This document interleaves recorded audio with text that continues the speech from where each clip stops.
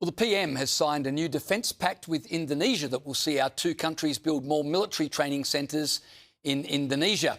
The agreement could potentially lead to an ongoing ADF presence in Indonesia. Joining me to discuss is Director at Strategic Analysis Australia, Peter Jennings. Peter, thanks for coming on the program tonight. The PM says this is the biggest agreement in 30 years between our two countries. How significant is it? And I can see you smirking already. Talk to me. Well, every defence announcement that this government makes is the biggest announcement since the last announcement they've made, James. It just gets a bit ridiculous. And in particular with the Prime Minister, what we seem to be getting now is almost every country he goes to, there's a new treaty-level agreement that's being signed. The truth of the matter is that defence cooperation is built on trust. Trust takes a long time to be established. And you actually have to have military forces that are able to be out there in the region in order to establish contact and to provide a basis for training.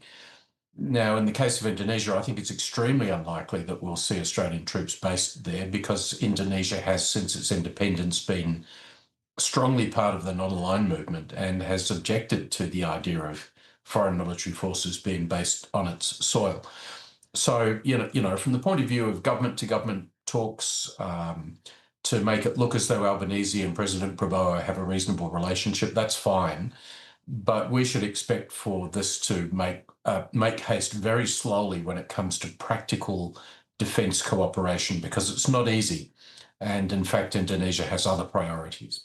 You're quite right. You know, just thinking as you're speaking, we've pretty much announced a defence pact with everybody except Greenland over the last little while. So there you go. Negotiators from the US and Iran met over the weekend, their first meeting since June last year when the US bombed Iran's nuclear facilities. Where are the talks at? And is there a sense that war might be averted in the Middle East because of these talks?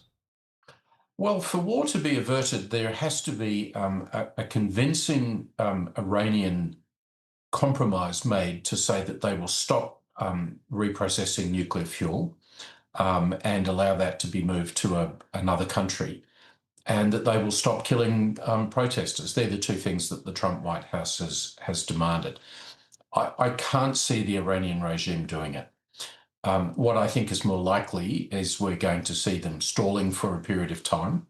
And really what that does is put Trump into a situation where he's going to have to make a decision at some stage in the next few weeks about, does he use the military power which he's now built up in the Gulf, or does he allow the Iranian regime to get away with what I suspect is going to be non-compliance rather than a serious change of heart over building their nuclear weapons program. So I think we just need to keep watching. I think it's going to be very hard for a believable agreement to be struck. And what that means is that the risk of military conflict remains pretty high, but is delayed for some time until the Americans come to the conclusion that Iran is not being serious about negotiations.